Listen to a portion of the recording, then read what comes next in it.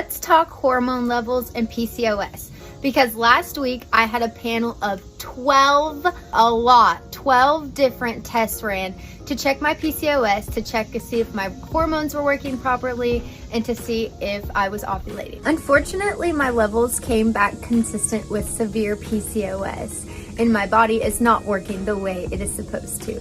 So I wanted to explain a little bit more about that and the references we use to figure out how off my levels were. I'll list the 12 tests that we ran here on the screen because there's a lot and I'm not exactly sure what all of them mean.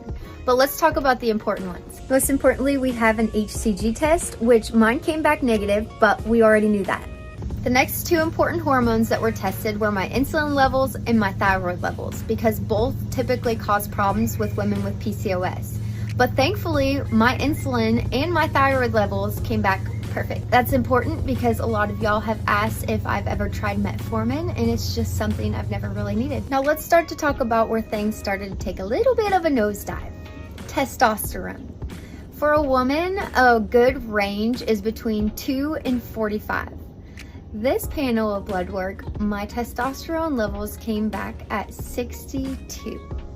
So they are slightly elevated, which isn't as bad as it could be for some women, but it is slightly elevated for me in comparison to my levels in the past. It was also my first indication that my PCOS was going to be out of whack. Next indication was my FSH, which is my follicle stimulating hormone, and my LH, which are both hormones used to activate puberty in both men and women. FSH and LH are both very important as well for us women because our LH is what helps us ovulate each cycle. For those two hormones, you want less than 6 points between the two.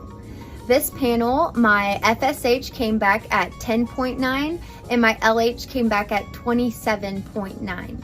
which is a 17-point difference. And typically you would want both of those numbers a lot lower. At the time, my OB was thinking, you are probably not ovulating, until we got my AMH back.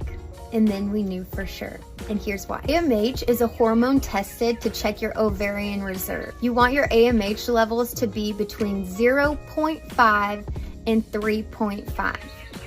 This time, my AMH came back at 35.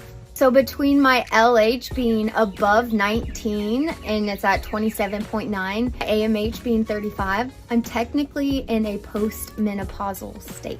At least now we know what's going on and we have a proactive plan that's actually going to work.